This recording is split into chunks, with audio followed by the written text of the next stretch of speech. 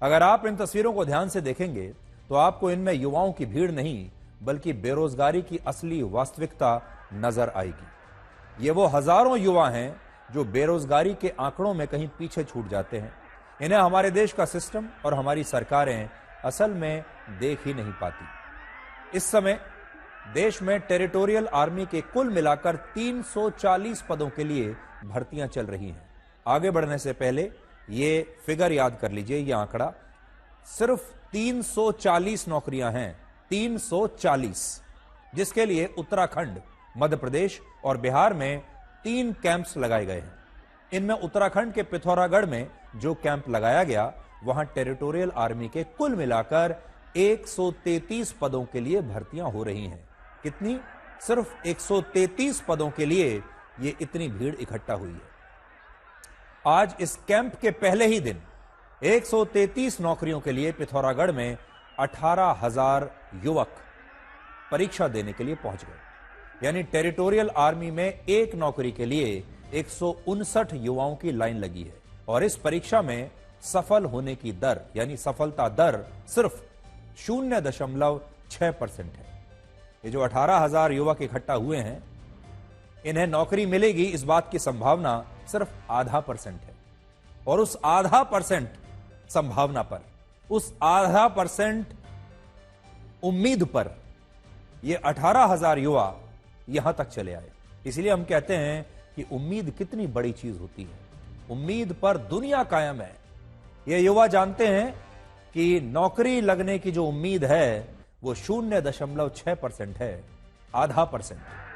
और उस 0.5% चांस को लेने के लिए ये सारे हजारों लोग, हजारों लड़के यहां पर आ गए, जानते हुए कि 99.5% संभावना यह है कि इन्हें नौकरी नहीं मिलेगी। पिथौरागढ़ में जो 18,000 युवा आए हैं उनमें से 133 युवाओं को यह नौकरी मिलेगी। बाकी के 17,867 युवाओं को खाली हाथ निराश होकर अपने घर लौटना होगा और फिर आगे किसी और नौकरी के लिए ऐसे ही तैयारी करनी होगी। प्रशासन का कहना है कि पिथौरागढ़ के इस कैंप में उत्तराखंड और उत्तर प्रदेश के युवाओं को शामिल होना था, लेकिन इस कैंप में इस बार बिहार से भी बहुत सारे युवा परीक्षा देने के लिए पहुंच गए। और ऐसा इसलिए हुआ क्योंकि बिहार के दानापुर में होने वाला कैंप स्थगित हो गया और जो दानापुर के कैंप में नौकरी के लिए जाने वाले थे युवा, वो सारे युवा यहां पर आ गए। युवाओं का कहना है कि वो इस मौके को किसी भी कीमत पर गंवाना नहीं चाहते, चाहे नौकरी लगने की संभावना सिर्फ 0.5% है, वो इस 0.5% चांस को भी छोड़ना नहीं चाहते। इसलिए वो बिहार और उत्तर प्रदेश से पिथौरागढ़ आ गए और पिथौरागढ़ में सिर्फ 133 नौकरियों के लिए 18,000 युवाओं की भीड़ रातों रात इकट्ठा हो गई। और अब भी इन राज्यों से युवाओं के पिथौरागढ़ पहुंचने का सिलसिला रुका नहीं है।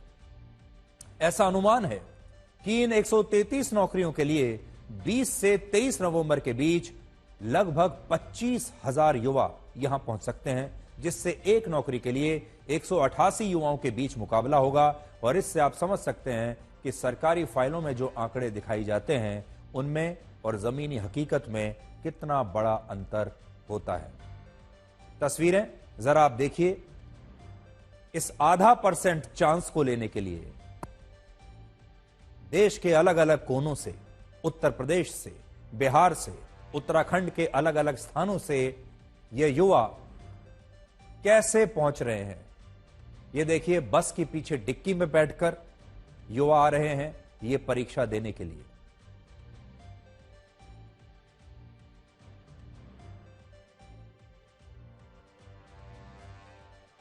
इससे भी बड़ी बात यह है कि ये स्थायी नौकरियां नहीं हैं, पक्की नौकरी नहीं है, बल्कि ये अस्थायी नौकरी है जिसमें परीक्षा पास करने वाले युवाओं को सिर्फ 7 साल के लिए टेरिटोरियल आर्मी में पार्ट टाइम वॉलंटियर के तौर पर भर्ती किया जाएगा। लेकिन इसके बावजूद हमारे देश में इन नौकरियों के लिए इतनी लंबी लाइन लगी हुई है। और यह भी तब हो रहा है जब इसी देश में अग्निपथ योजना के तहत अग्निवीर जवानों को सेना में 4 वर्षों के लिए भर्ती करने का इतना विरोध होता है और इसे इतना बड़ा मुद्दा बनाने की कोशिश की जाती है। अब जरा इन तस्वीरों को देखिए।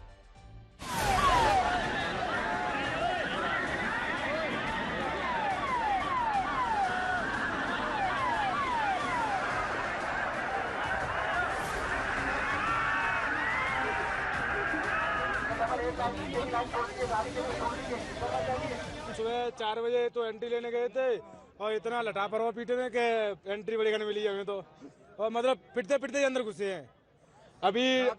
और जितने बच्चे दौड़ा रहे हैं, जैसे 400 का बैच दौड़ा रहे हैं, 300 का दौड़ा रहे हैं, बस 3 बंदे ही पकड़ रहे हैं, 3 या 4, इससे ज्यादा बंदा नहीं पकड़ रहे किसी भी बैच में देख लो।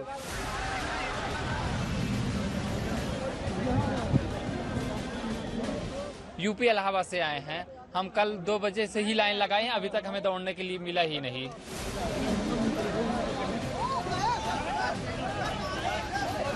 हर बंदे से 1000 रुपए मांग रहे थे। 1000 रुपए मांग रहे थे। अन्य नहीं जाएंगे। रोडवेज चार थी वहाँ, धरना भी टेका, दंगा भी हुआ, सब कुछ हुआ, प्रशासन ने कुछ नहीं करा।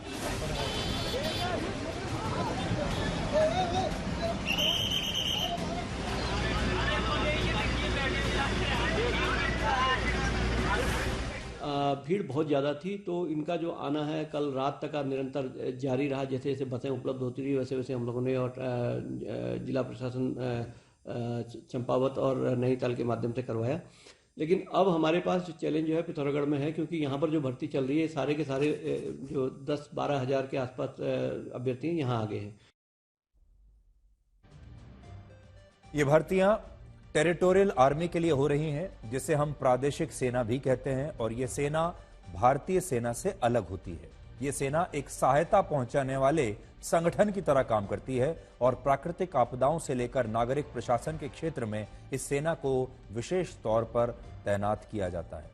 और इस समय भी मशहूर क्रिकेटर महेंद्र सिंह धोनी, बीजेपी के सांसद और पूर्व केंद्रीय मंत्री अनुराग ठाकुर, कांग्रेस के नेता और पूर्व केंद्रीय मंत्री सचिन पायलट और पूर्व एथलीट अभिनव बिंद्रा और राज्यवर्धन राठौर टेरिटोरियल आर्मी का हिस्सा इस समय भी हैं। पिथौरागढ़ से ये तस्वीरें ऐसे समय में आई हैं जब भारत सरकार ने बेरोजगारी को लेकर नए आंकड़े जारी किए। सरकार का कहना है कि शहरों में बेरोजगारी दर पिछले 6 साल में सबसे कम है और यह दूसरी तिमाही में 6.4% दर्ज हुई है। कामगार पुरुषों में भी बेरोजगारी दर इस समय कम होकर 5.7% हो गई है और महिलाओं में ये 8.4% है। और देश में सबसे ज्यादा 11.8% बेरोजगारी जम्मू कश्मीर में है, जबकि उड़ीसा में बेरोजगारी दर 10.6%, बिहार में 10.4%, केरल में 10.1%, राजस्थान में 8.9% और हिमाचल प्रदेश में बेरोजगारी दर 8.7% है। बड़े राज्यों में सबसे कम बेरोजगारी उत्तराखंड और उत्तर प्रदेश में है। लेकिन अब से कुछ देर पहले हमने पिथौरागढ़ से ही आपको जो तस्वीरें दिखाई हैं, उनमें इन्हीं 2 राज्यों के सबसे ज्यादा युवा दिखाई दे रहे हैं जो टेरिटोरियल आर्मी में पार्ट टाइम वॉलंटियर बनने के लिए इतनी लंबी लाइन लगाकर आज यहां पर खड़े हुए। असल में हमारे देश में इस भीड़ के भी 2 रूप हैं जिन्हें आप ब्लैक और व्हाइट में आज देख सकते हैं। एक भीड़ इन युवाओं की है जिसमें वो पार्ट टाइम नौकरियों के लिए भी इतनी लंबी लाइन लगाकर खड़े हैं, और दूसरी भीड़ उन युवाओं की है जो एक फिल्म एक्टर को देखने के लिए बेकाबू हो जाते हैं। इसी हफ्ते पटना में मशहूर एक्टर अल्लू अर्जुन की मशहूर फिल्म पुष्पा के नए सीक्वल का ट्रेलर रिलीज हुआ था, पुष्पा 2 का, और इस दौरान अल्लू अर्जुन को देखने के लिए पटना के गांधी मैदान में 2 लाख से ज्यादा युवा पहुंच गए थे। तो एक तरफ 133 नौकरियों के लिए 18,000 युवाओं की लाइन है और दूसरी तरफ एक्टर अल्लू अर्जुन को देखने के लिए पटना में 2 लाख युवाओं की यह भीड़ है। ये दोनों ही भारत हैं, एक ही देश हैं, दोनों ही युवा हैं। एक पिथौरागढ़ है, दूसरा पटना है। एक जगह नौकरियों के लिए लाइन है और दूसरी जगह एंटरटेनमेंट के लिए इतनी भीड़ है। एक भीड़ नौकरी के लिए है और दूसरी भीड़ मनोरंजन के लिए है, एंटरटेनमेंट के लिए है, सिनेमा के लिए है। और ये दोनों ही रूप हमारे देश के युवाओं के हैं, दोनों ही रूप भारत के हैं, इसी देश के हैं जहां बेरोजगारी इतना बड़ा मुद्दा बनती है। लेकिन बड़ी बात क्या है? बड़ी बात है उम्मीद। ये जो 18,000 युवा हमने आपको दिखाए, और यही नहीं, हमारे देश में कहीं भी किसी भी नौकरी की कोई भर्ती होती है जब भी, तो हजारों की संख्या में युवा पहुंचते हैं, ये जानते हुए कि जो सक्सेस रेट है, सफलता का दर 0.5% होगा। लेकिन फिर भी हमारा देश का जो युवा है वो इस उम्मीद की जो डोर है इसको छोड़ना नहीं चाहता, जीवन भर इस उम्मीद की डोर को पकड़े रहना चाहता है और सबको ये उम्मीद होती है कि एक ना एक दिन ये 0.5% चांस उसकी किस्मत में भी जरूर आएगा। और यही बात हमारे देश के युवाओं को बाकियों से अलग बनाती है, बाकियों से ज्यादा मजबूत बनाती है और बाकियों से ज्यादा धैर्यवान भी बनाती है। मेरा आप सबसे एक जरूरी सवाल है और सवाल यह है कि क्या आप इस देश में सभी दलितों को बराबर मानते हैं और क्या आपको भी लगता है कि इस देश में सभी दलितों को एक ही चश्मे से देखना चाहिए? उत्तर प्रदेश के मैनपुरी में आज पुलिस को एक 23 साल की लड़की का शव बरामद हुआ। यह शव आपत्तिजनक स्थिति में एक बोरे के अंदर बंद किया गया था और बोरे को फेंक दिया गया था। पुलिस का कहना है कि इस लड़की की हत्या हुई है और यह लड़की दलित है। लेकिन दुख की बात यह है कि आज इस दलित लड़की की हमारे देश में कोई चर्चा नहीं हो रही। विपक्षी दलों के जो नेता दलितों और पिछड़ों को उनका हक दिलाने की बात कहते हैं, जातिगत जनगणना का मुद्दा उठाते हैं, उन्होंने अब तक इस लड़की के लिए इंसाफ नहीं मांगा है। आज अगर ब्लैक एंड व्हाइट में हम आपको ये खबर नहीं दिखाते तो शायद आपको भी ये पता नहीं चलता कि उत्तर प्रदेश में आज एक दलित लड़की की हत्या हुई है और यह हत्या भी जिस कारण से हुई है, यह कारण बड़ा गंभीर कारण है। पुलिस का कहना है कि यह लड़की उत्तर प्रदेश की करहल सीट पर हुए उपचुनाव में बीजेपी को वोट देना चाहती थी, लेकिन इस दौरान उसके एक दोस्त ने या कह लीजिए उसके एक परिचित ने उस पर समाजवादी पार्टी को वोट देने के लिए दबाव बनाया और जब ये लड़की इसके लिए तैयार नहीं हुई तो दूसरे लड़के ने अपहरण करने के बाद उसकी हत्या कर दी। यानी पुलिस ने इस मामले में 2 आरोपियों को गिरफ्तार किया है, जिनमें मुख्य आरोपी का नाम प्रशांत यादव है और दूसरे आरोपी का नाम मोहन कठेरिया है।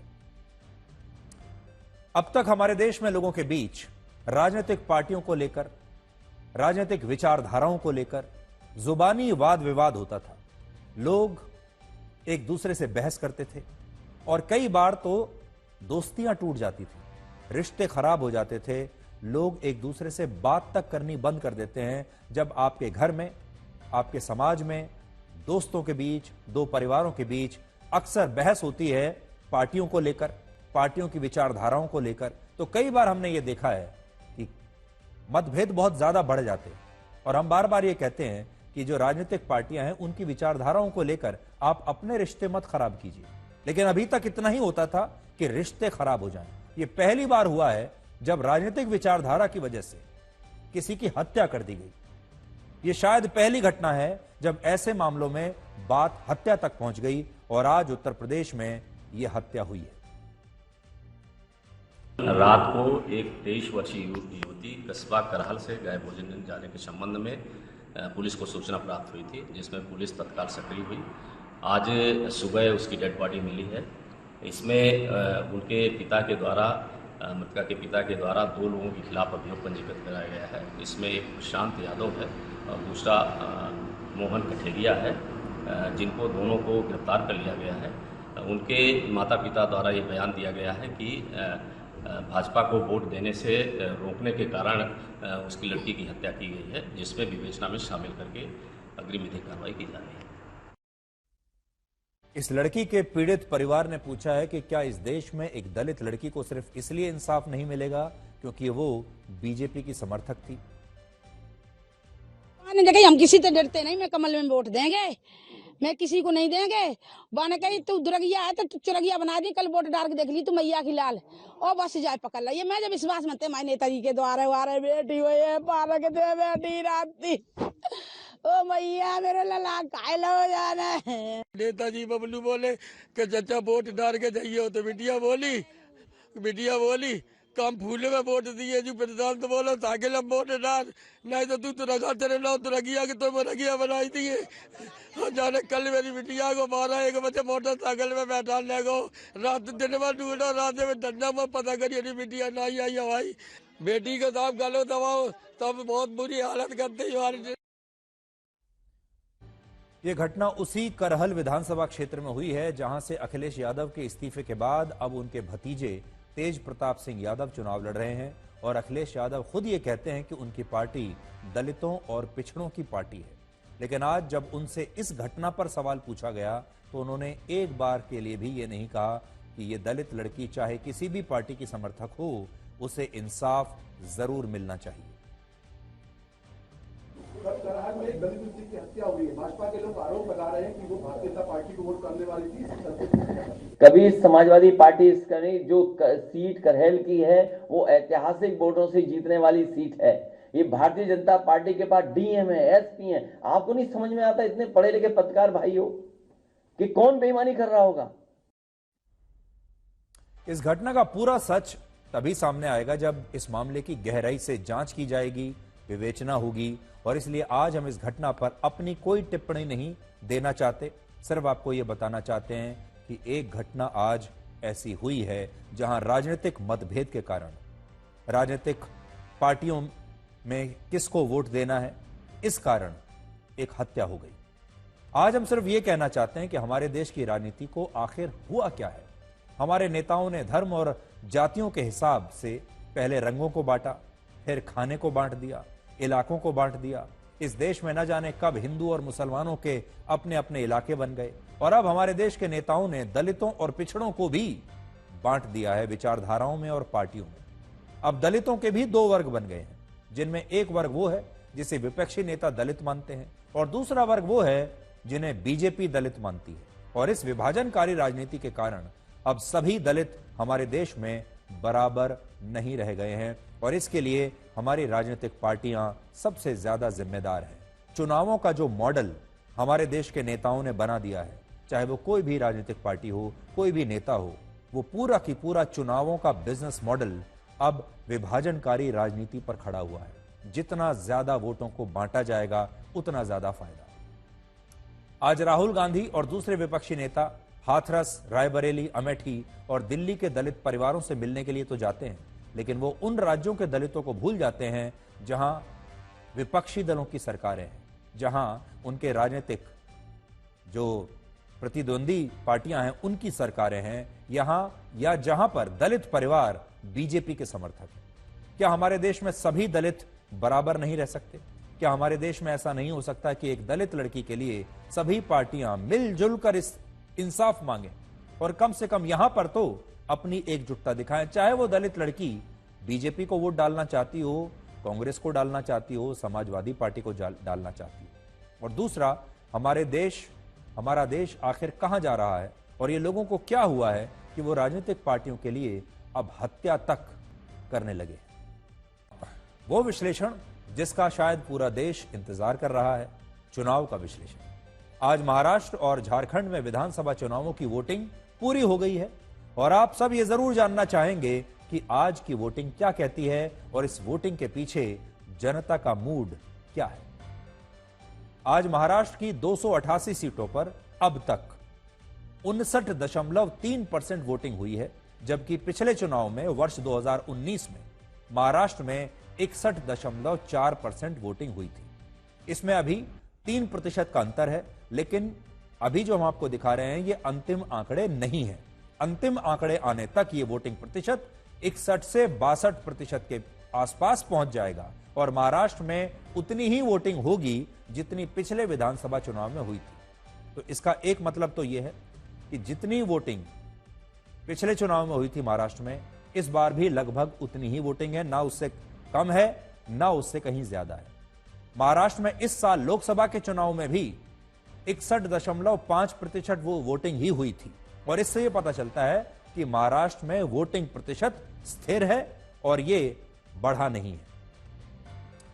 झारखंड में वोटिंग का एक नया रिकॉर्ड बना है। झारखंड में दूसरे और आखिरी चरण में अंतिम आंकड़े आने तक 38 सीटों पर 67.81% वोटिंग हुई है, जबकि पहले चरण में झारखंड में 43 सीटों पर 66.65% वोटिंग हुई थी और पिछली बार से ये काफी ज्यादा है। तो आप ये समझ लीजिए कि 66-67% के आसपास झारखंड की वोटिंग है दोनों चरणों की। पिछली बार झारखंड की 81 विधानसभा सीटों पर 66.4% वोटिंग हुई थी, लेकिन इस बार थोड़ी सी बढ़ गई है। झारखंड बनने के बाद से यह पहला चुनाव है जब वहां हिंसा की कोई बड़ी घटना नहीं हुई है, इसलिए यह अच्छी बात है। इस वोटिंग के बाद आज हमारे देश में पहली बार शायद ऐसा हो रहा है जब एग्जिट पोल की कोई चर्चा नहीं हो रही और जनता को एग्जिट पोल में कोई दिलचस्पी भी नहीं है।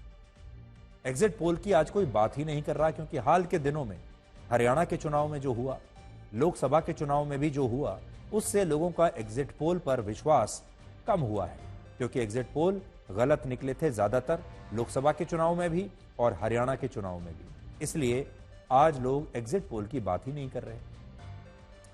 लेकिन फिर भी हम आपको आज ये जरूर बताना चाहेंगे कि झारखंड के 7 एग्जिट पोल्स में से 5 एग्जिट पोल्स बीजेपी की सरकार बनाने का अनुमान दिखा रहे हैं और 2 एग्जिट पोल्स में त्रिशंकु विधानसभा का अनुमान लगाया गया है। महाराष्ट्र में भी 7 एग्जिट पोल हुए हैं और इन 7 में से 5 एग्जिट पोल्स में एनडीए यानी महायुति की सरकार बनने का अनुमान है और 2 एग्जिट पोल्स में त्रिशंकु विधानसभा का अनुमान लगाया गया है। तो एग्जिट पोल्स जो हैं वो ये बता रहे हैं कि एनडीए आगे है। अब एग्जिट पोल कितने सही हैं, कितने गलत हैं, ये तो आपको जिस दिन नतीजा आएगा उस दिन पता चल जाएगा। अब आप ये देखिए कि आज के इस वोटिंग का और चुनावों का विश्लेषण क्या है। महाराष्ट्र का विधानसभा चुनाव उद्धव ठाकरे की शिवसेना और अजीत पवार की एनसीपी के लिए अस्तित्व का सवाल है। अगर दोनों ही पार्टियों को अच्छी सीटें नहीं मिली इस बार, तो इनका भविष्य खतरे में आ जाएगा। 2019 में उद्धव ठाकरे की पार्टी ने 56 सीटें जीती थी। तब उद्धव ठाकरे बीजेपी के साथ गठबंधन में चुनाव लड़े थे, लेकिन मुख्यमंत्री पद पर सहमति नहीं बनी तो उन्होंने कांग्रेस और शरद पवार की एनसीपी के साथ मिलकर सरकार बना ली थी और वो खुद मुख्यमंत्री बन गए थे। इसलिए पहली बात तो यह है कि इस बार का जो बहुत बड़ा फैक्टर है वो ये है कि उद्धव ठाकरे, उनका अपना अस्तित्व और उनकी पार्टी इस बार कैसा प्रदर्शन करेगी। महाराष्ट्र की राजनीति में इसका बहुत बड़ा असर पड़ने वाला है। पिछली बार वो बीजेपी के साथ चुनाव लड़े थे, इस बार वो कांग्रेस के साथ चुनाव लड़ रहे हैं, शरद पवार के साथ चुनाव लड़ रहे हैं। अब बड़ी बात जो देखने वाली होगी वो यही है कि क्या जनता उन्हें स्वीकार करेगी, क्या जनता आज भी उन्हें शिवसेना, असली शिवसेना मानती है और बाला साहब ठाकरे का असली उत्तराधिकारी उन्हें मानती है, नहीं। इन चुनावों में अजीत पवार की एनसीपी के अस्तित्व को लेकर भी सवाल उठ रहे हैं। अगर उन्होंने अच्छा प्रदर्शन नहीं किया तो वो भी इस बार कहीं के नहीं रहेंगे। और असली और नकली की जो लड़ाई है महाराष्ट्र में, वो बड़ी लड़ाई है और असली और नकली की लड़ाई में 2 बड़ी पार्टियां फंसी हुई हैं। एक है शिवसेना, शिवसेना के 2 रूप आपको दिखाई दे रहे हैं, और दूसरा है एनसीपी, उसके भी 2 रूप आपको दिखाई दे रहे हैं। अब जनता इसमें से शरद पवार को चुनती है या अजीत पवार को, यह इस बार पता चलेगा। इन चुनावों में बीजेपी के लिए सबसे महत्वपूर्ण बात है कि वो इस बार भी अगर सबसे बड़ी पार्टी के तौर पर उभर कर आ जाए तो समझ लीजिए उसका काम बन गया। पिछले चुनाव में बीजेपी 105 सीटों के साथ सबसे बड़ी पार्टी थी और एकमात्र ऐसी पार्टी थी जिसने 100 से ज्यादा सीटें जीती थी। तो इस बार भी अगर बीजेपी 100 के आंकड़े को पार कर जाती है और सबसे बड़ी पार्टी बनी रहती है तो भी बीजेपी के लिए बहुत संतोषजनक बात होगी और ब्रांड मोदी के लिए भी यह बहुत संतोषजनक बात होगी। तो ये एक बड़ी बात है, उद्धव ठाकरे का अस्तित्व, ब्रांड मोदी, क्योंकि इन चुनावों का केंद्र की राजनीति पर भी बहुत असर पड़ने वाला है। लोकसभा चुनाव में जिस तरीके से बीजेपी 240 पर सिमट गई थी, लोग बीजेपी की ताकत पर सवाल उठाने लगे थे, ब्रांड मोदी पर सवाल उठाने लगे थे। लेकिन ब्रांड मोदी ने जबरदस्त वापसी की, हरियाणा में चुनाव जीत गए और अब अगर उन्होंने महाराष्ट्र में भी चुनाव जीत लिया तो ये ब्रांड मोदी की चमक को और ज्यादा जो है तेजी देगा और फिर बीजेपी इतनी मजबूत आपको दिखाई देगी कि उसके बाद आगे आगे का जो रास्ता है बीजेपी के लिए वो बहुत आसान हो जाएगा। इंडिया गठबंधन अगर ये चुनाव नहीं जीत पाया महाराष्ट्र में तो इंडिया गठबंधन का जो प्रयोग था, राहुल गांधी का जो नेतृत्व था, वो थोड़ा सा अब कमजोर पड़ जाएगा और लोग शायद ये कहने लगेंगे कि इंडिया गठबंधन का प्रयोग सिर्फ लोकसभा के चुनाव तक ही सीमित था, उसके बाद ये कोई चमत्कार नहीं कर पाया। अब झारखंड की बात करें तो वहां 2 मुद्दों पर चुनाव लड़ा गया। हेमंत सोरेन ने जेल से बाहर आने का मुद्दा उठाया।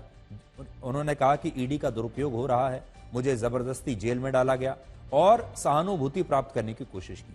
और बीजेपी ने झारखंड में घुसपैठ का मुद्दा उठाया। ये 2 बहुत बड़े मुद्दे हैं जिन पर इस बार लोग अपनी राय देंगे। और सबसे बड़ी बात, एक नारा है जो बीजेपी ने दिया था, एक हैं तो सेफ हैं, बटोगे तो कटोगे। इसलिए एक बहुत बड़ी बात यह होगी कि महाराष्ट्र और झारखंड की जनता देश को यह बताने वाली है कि वो एक हैं तो सेफ हैं के नारे पर विश्वास करती है कि नहीं करती है, बटोगे तो कटोगे के नारे पर विश्वास करती है या नहीं करती है। और इन दोनों नारों ने क्या हिंदू वोटर, जो बीजेपी जिसे अपना वोटर समझती है, हिंदू वोटर को क्या उसने एक किया है या नहीं किया है, इस बार यहां इन 2 राज्यों से यह पता चलेगा। आज उत्तर प्रदेश की 9 विधानसभा सीटों पर भी उपचुनाव हुआ है और वहां 60% से कम मतदान हुआ। आज वोटिंग के दौरान उत्तर प्रदेश की 9 सीटों पर दिन भर तनातनी का माहौल बना रहा। अखिलेश यादव ने प्रशासन पर वोटिंग रोकने के आरोप लगाए और बीजेपी ने इसे हार की हताशा बताया। समाजवादी पार्टी के आरोपों पर चुनाव आयोग ने कार्रवाई की और अलग अलग जगहों पर 7 पुलिसकर्मियों को सस्पेंड भी किया गया। ये उपचुनाव उत्तर प्रदेश के मुख्यमंत्री योगी आदित्यनाथ और समाजवादी पार्टी के अध्यक्ष अखिलेश यादव के लिए प्रतिष्ठा का प्रश्न है। लोकसभा चुनाव में समाजवादी पार्टी ने उत्तर प्रदेश में सबसे ज्यादा सीटें जीती और इसके बाद ये कहा गया कि जनता से ये काम भूल से हुआ है, अगली बार जनता ये भूल सुधार लेगी। और अब इन 9 सीटों के उपचुनाव का परिणाम यह तय करेगा कि लोकसभा में उत्तर प्रदेश की जनता ने समाजवादी पार्टी को सोच समझकर सीटें ज्यादा दी थीं या ये एक भूल थी। उत्तर प्रदेश में लोकसभा चुनाव के बाद अब विधानसभा उपचुनाव में भी बीजेपी की अगर हार हुई तो मुख्यमंत्री योगी आदित्यनाथ की मुश्किलें बढ़ सकती हैं, क्योंकि अखिलेश यादव बार बार कह रहे हैं कि उपचुनाव के बाद योगी आदित्यनाथ को बदल दिया जाएगा, उन्हें हटा दिया जाएगा।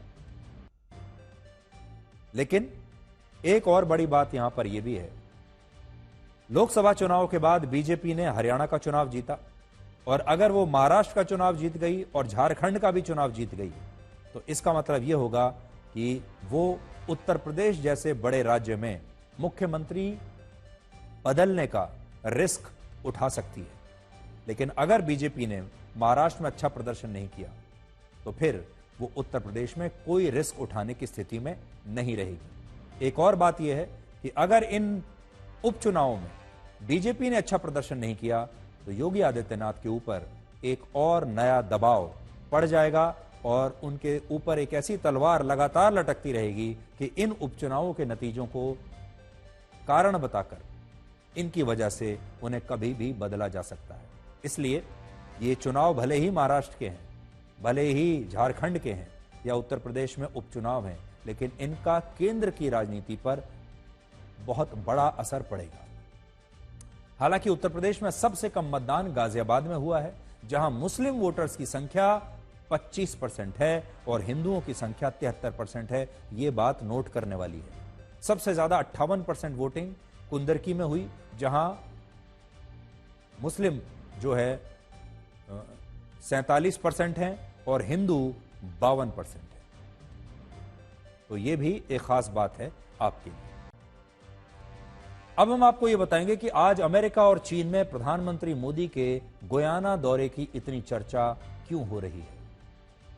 G20 समिट में हिस्सा लेने के बाद प्रधानमंत्री मोदी अब गुयाना पहुंच गए हैं, जो ब्राजील और वेनेजुएला का पड़ोसी देश है। गुयाना के राष्ट्रपति मोहम्मद इरफान अली, वहां के प्रधानमंत्री और 10 से ज्यादा कैबिनेट मंत्रियों ने प्रधानमंत्री मोदी का जबरदस्त स्वागत किया और प्रधानमंत्री मोदी की नीतियों की और उनकी लीडरशिप की तारीफ की। आज थोड़ा गुयाना के बारे में जानिए।